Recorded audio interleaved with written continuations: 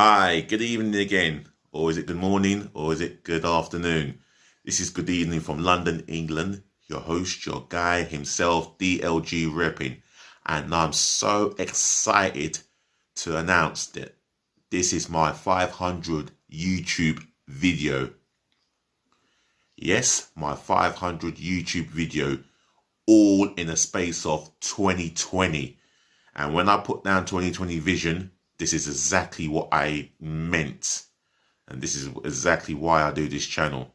Because of the love and the passion and the joy that I bring. And I'm going to be doing more of that come 2021. Let's go, baby. So, ladies to the gentlemen, to the boys, to the girls, I thank you so much for your views. I thank you for your support, your love, your subscribers. Shame we didn't get to 100, but we'll do that in 2021. Hopefully by the 12th of January, another 26 subscribers and 100, and then we'll go for the thousand. That's the streams, and then thousands upon thousands. There's no limited amount of subscribers. That's what's so gloriously beautiful about you being a YouTuber. You know, it's a great world-class job. Created in America, YouTube, and I'll thank the United States of America for this creation, because if it wasn't for this social media platform, I don't know where I'd be other than lost in the darkness. So I'll thank you so much, YouTube. I'll give the thanks to the great Lord. He hears my cry, he hears my plea, and he hears my joy, and he can hear the joy in my voice. So I thank you, Lord.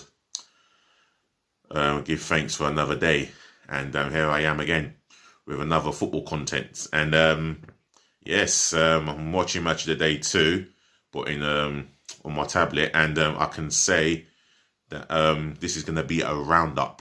Better late than never.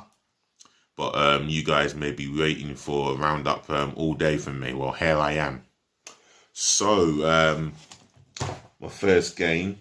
The first game I'm going to talk about is Leicester City v Manchester United, which finished Leicester City 2, Manchester United 2. This is a very good game, end to end. The first 10-15 minutes, I think Man United were on top and worthy of their lead. Marcus Rashford with a lucky assist from Bruno Fernandes, in my personal opinion. This is not a dig at Manchester United or Bruno Fernandes. This is what I saw. Rashford was not going to miss the second time, because he had an earlier chance with a header which he should have scored. This is what it is with Rashford. He's not clinical enough. Him and Martial have been guilty of missing gilt-edged chances galore.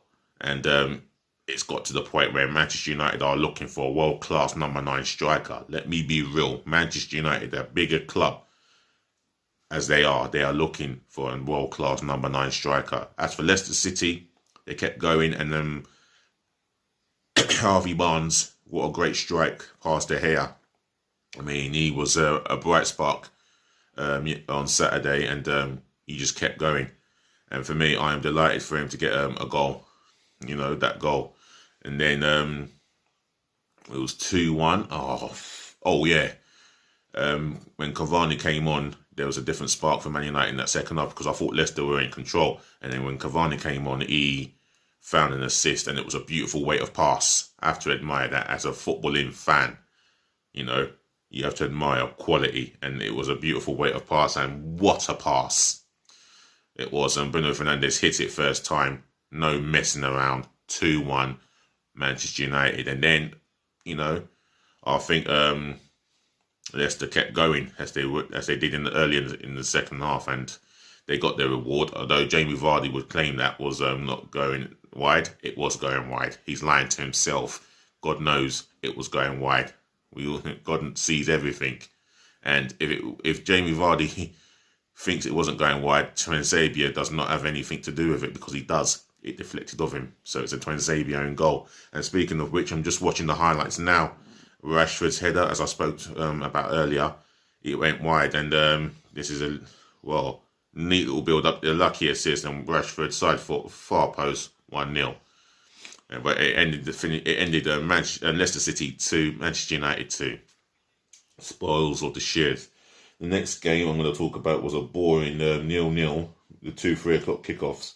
One was boring 0-0, one was one-sided. I'm going to talk about Fulham 0, Southampton 0. A game of end to end. I think both teams created gilt-edged chances, and it just needed a goal to bring the game into spark. And in the second half, Southampton were denied 2 goal-scoring opportunities, even though Cavaleiro should have had a legitimate goal scored. Obviously, it was a legitimate opportunity. He should have had that on target. My word. There I say, I don't think I would have missed that. And Ivan Cavaleiro is going to be, I'll tell you what, he's going to be gutted. And so is the club, the management, and the fans, because he should have had that on target. However, Southampton did have 2 goals rightfully ruled out for offside. No VAR needing to get involved. You can clearly see that Shane Long scored a good goal, but he was offside when the ball came to him.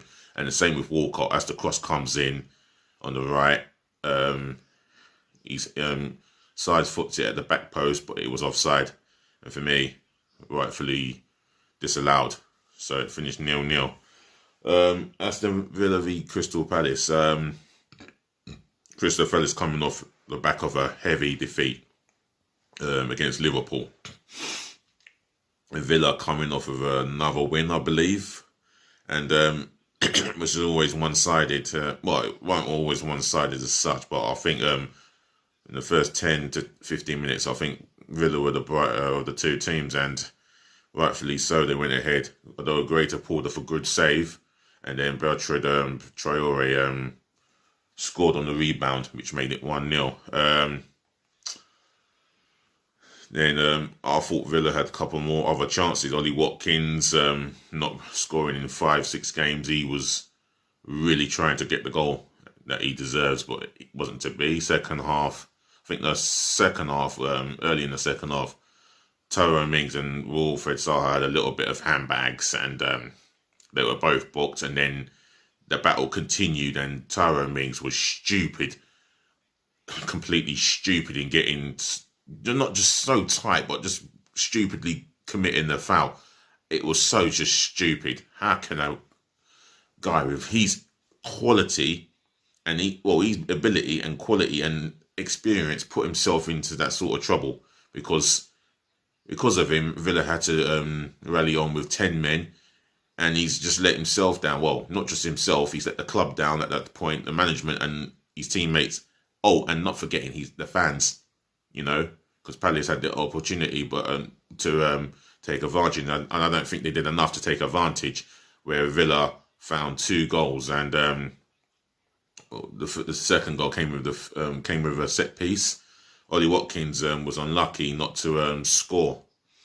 He had a header rebounded off the bar, and I think it was Courtney House, I think his name is. Yep, he scored on the rebound, and the ball was a foot over the line, and no complaints. Villa did defend well. And speaking of Villa, I'm watching this game. Well, I'm not watching the game. I'm watching the highlights, and I can see what they were doing. And Ollie Watkins, well, he had a shot there. That's it. As I was talking, and Bertrand Traore scores the first goal of the game, and he wasn't going to miss the target from there. He couldn't. Otherwise, you would want to if you're his Villa teammate, you would want to strangle him. Other than that, I'm joking. Other than that, I look at the situation with Villa and defending. Yeah, that's as I'm watching now. Tyrone Mings starts the little brawl, the little kerfuffle with Zaha, and he didn't need to stamp on him or give him a little stud mark around his calf, and he committed a foul on Zaha. He got sent off. Villa were 1-0 up with down to 10 men, and rightfully so. He deserved his 2 yellow cards and off, so he's suspended for the next game. What was I going to say? The third goal, for me, was a good strike. I mean, Jack Grealish was involved in it. They call it the pre-assist because he was involved. He was meant to assist Watkins, but Watkins assisted El Ghazi, and what a hit by El Ghazi. What a hit. And it finished Aston Villa 3, Crystal Palace 0. That's woeful from Palace. They were over toothless, if I dare say that, about my employees. Right, the next game that kicked off at 5:30 was between Arsenal and Chelsea. Arsenal going into this game with low in confidence, big fat underdogs, and Chelsea, they've gone in as favourites, even though they've had an up and down turn of form. Well, I'll tell you what, the first 10 minutes you would have thought Arsenal were competing and competitive for the top 4 this season. Well, relegation candidates, and my word, they needed the boost. First couple of minutes, not even under the first minute, Arsenal had an opportunity. Martinelli came back from injury. I thought he was superb, and he had the first opportunity of the game. He had 3 opportunities, and he had 2 on target in the second half. But I'll get to that in a bit. And then first goal, clear and obvious penalty. That was because Tierney had Reece James in his pocket, especially in the first half, cut inside him, and you can see, as Alan Shearer quite clearly highlighted, how the right knee of Reece James touches the calf of Kieran Tierney, puts him down, causing him to lose balance, and I think the referee was right to give the penalty. And the penalty that Lacazette took well, and put Arsenal 1-0 up, and then a free kick in the end by the impressive Saka, who was going to cause them problems.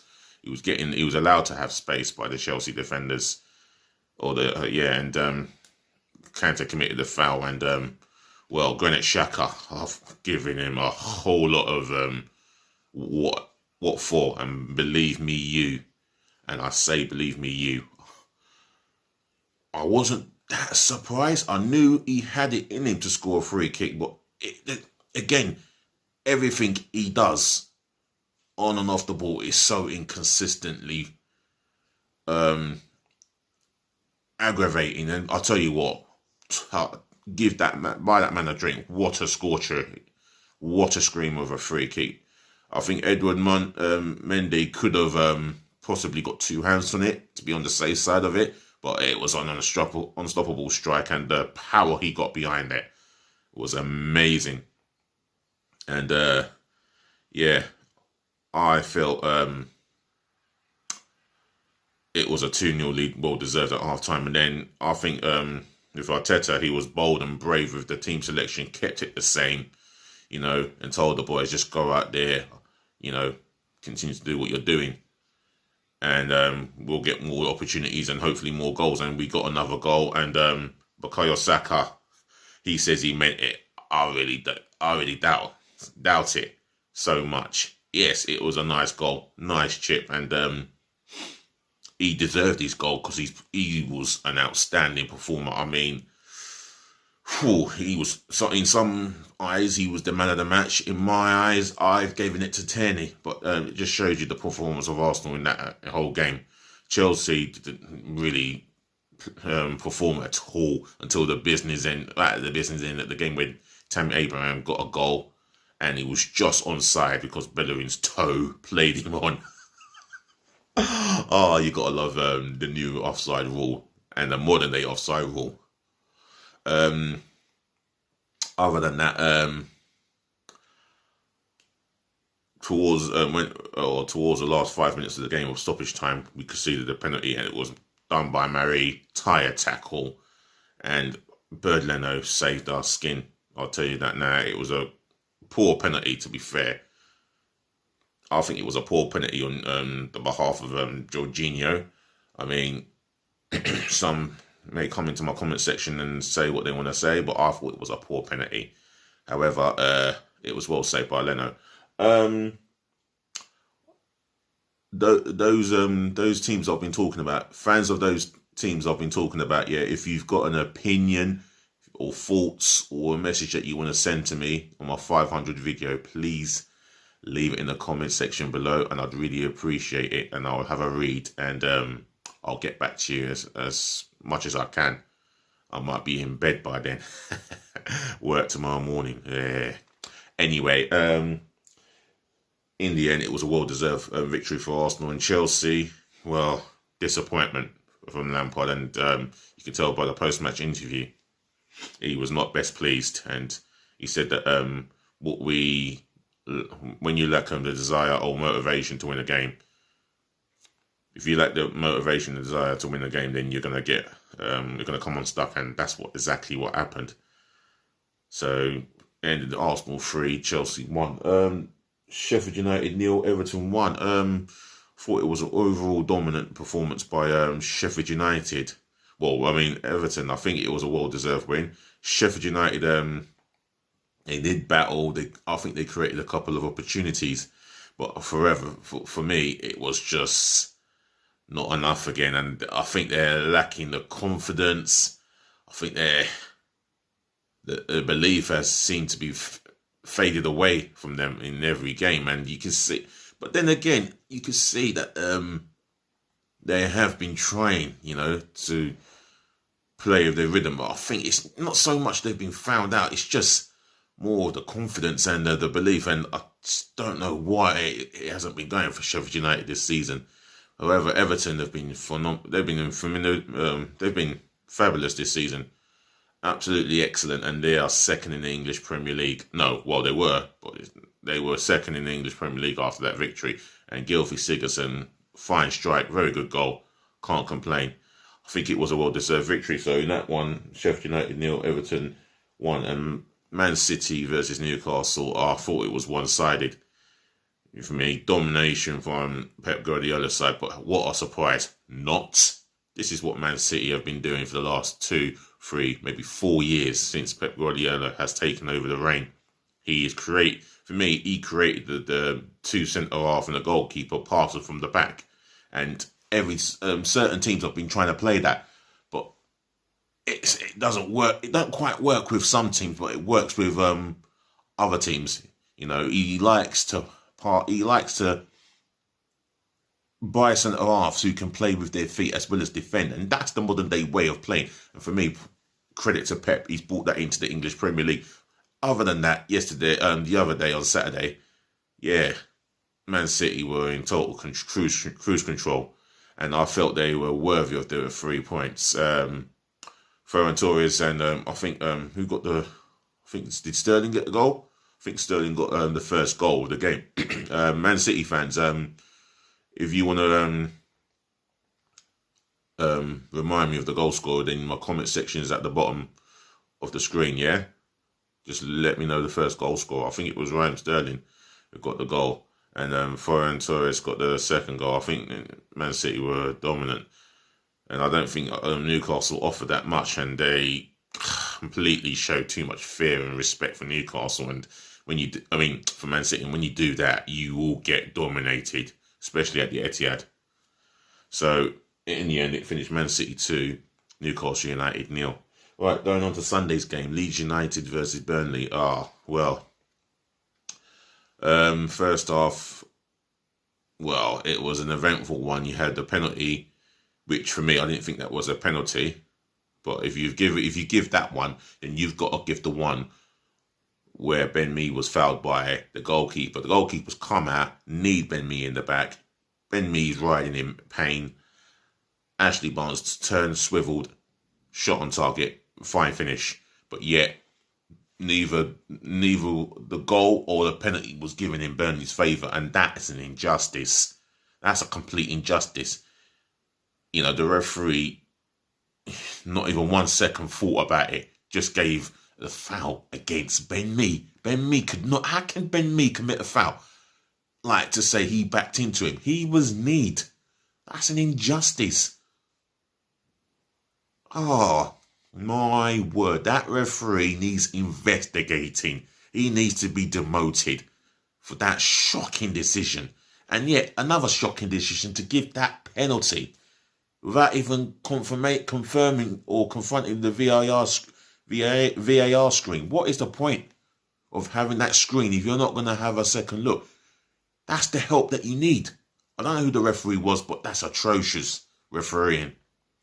Burnley Leeds fans, if you have an opinion and your thoughts, then come on to my channel and leave it in the message leave it in the comment section below, because both decisions, well, the penalty decision for Bamford was not a penalty, but Burnley should have had a penalty or the goal given.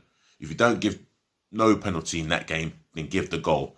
But in the first half, it was eventful. Both teams had their opportunities, and yeah, Leeds got the goal through the Bamford penalty.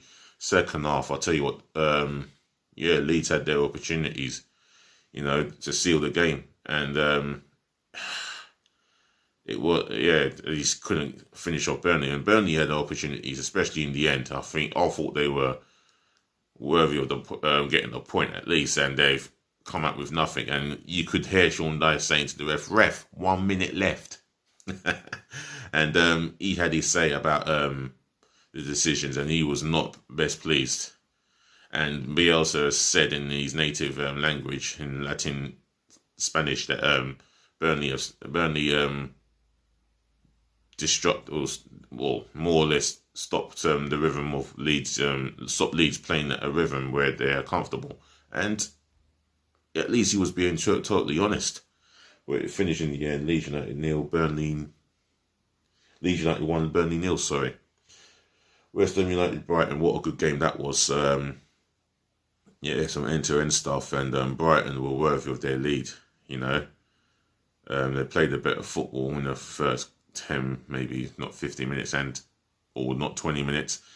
If not the first 15, 20 minutes, 10 minutes, Brighton were absolutely onto West Ham, and they took the lead.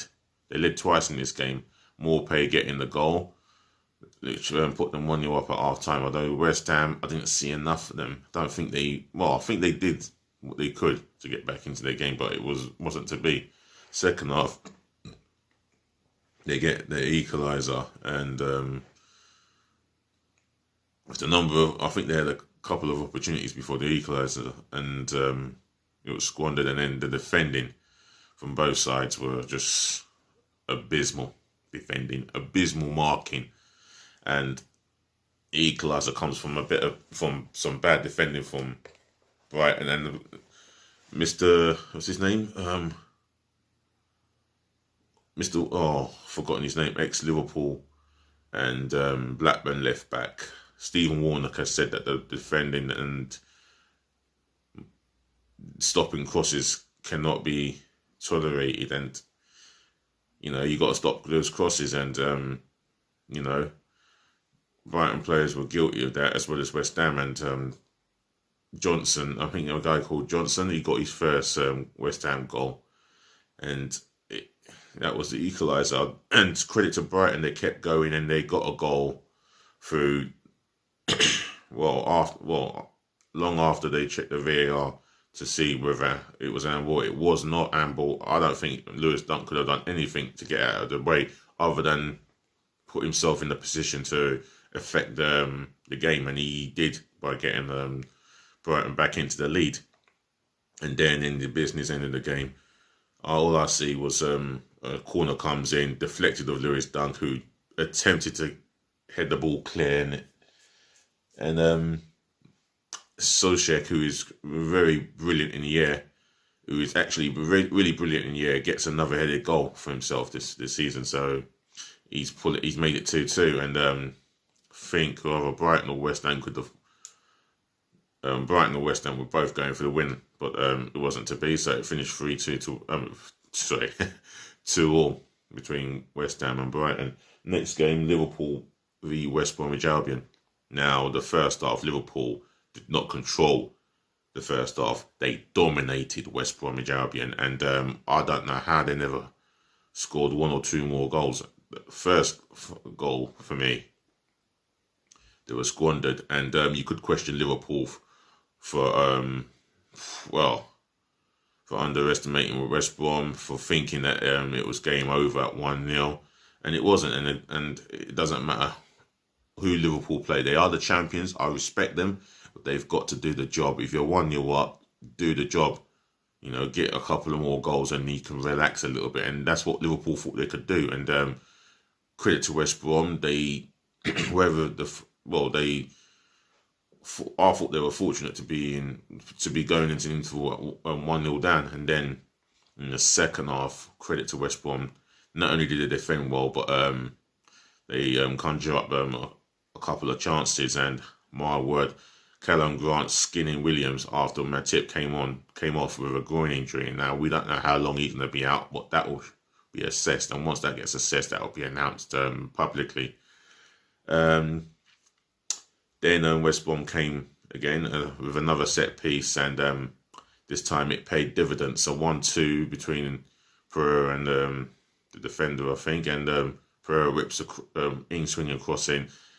Sami Ajayi rises up, heads it in off the post and on the equaliser. And at the death, I thought Bobby Firmino had won it, but for an amazing save by Johnston to tip it around the far post for a corner. Well, it can't get any more dramatic than that. But that was a typical Sam Allardyce masterpiece, and for West Bromwich Albion, it will feel more like a win than it would for Liverpool. For Liverpool, it will feel like a defeat. If I'm being honest, I think they should have possibly done the job in the first half and then maybe relaxed, but it wasn't to be. It wasn't that sort of game. So, it could have been that sort of game in the first half, but it weren't to be. 1-1 between Liverpool and West Brom. Wolverhampton Wanderers and Spurs. Yeah, I thought in the first half, I thought Tottenham were possibly the better side. I might be wrong here. Wolverhampton Wanderers fans, you can tell me about the game itself. I thought Tottenham were the better side, and they were value of their lead when Ndombele side-footed from 20 yards up to 20 yards out, and Rui Patricio is going to look back at that and think, I should have saved that. He must be disappointed inside, because I feel that he could have got to that if he was really concentrated. If he was really focused, he could have really got to that and, prevented that from being 1-0 Spurs. But however, Wolves kept battling on. And Tottenham, Wolves battled on, but Tottenham looked like they were the superior team in the first half. Give Wolves credit in the second half. I thought they were the most dominant team, and they got their reward. Roman Sayers from a corner from Pedro Neto's in-swinging corner. Sayers with the far post flick on, far past header, and it was a well-deserved equaliser. And I thought the point was fair between the two of them. So it finished Wolves 1, Spurs 1. Right. If you support any of the 20 teams in the Premier League and you like to leave a thought or a message or a comment or an opinion in my comment section below, then feel free to do so, please. Help me by smashing the thumbs up like button, and could you help me to subscribe to my channel? That's myself and I only, DLG Repping. This is my 500th video today, and how fitting it would be if I can get a lot more than 1 subscribers. So please help me to subscribe to my channel. 926 subscribers left, and I could have 100 or 100 plus subscribers by the end, maybe the end of January, if not by the 12th of January. But thank you so much for tuning in. Thank you for your words of support and your encouragement. The love and support is so appreciated. Other than that, ladies to the gentlemen, to the boys to the girls, thank you again. Thank you for tuning in, and thank you for putting up with me. Yeah. And I'll be back tomorrow afternoon with the team news and another football context as well. So once again, take care of yourselves. And if you're in bed or you're just getting up, I wish you a good day. I wish you a very good day. Other than that, enjoy yourselves. That's the most important thing. Enjoy. You never know what's around the corner the next day. So that's me completing my roundup, and I'm going to say good night and do rest well. Be nice. Yeah.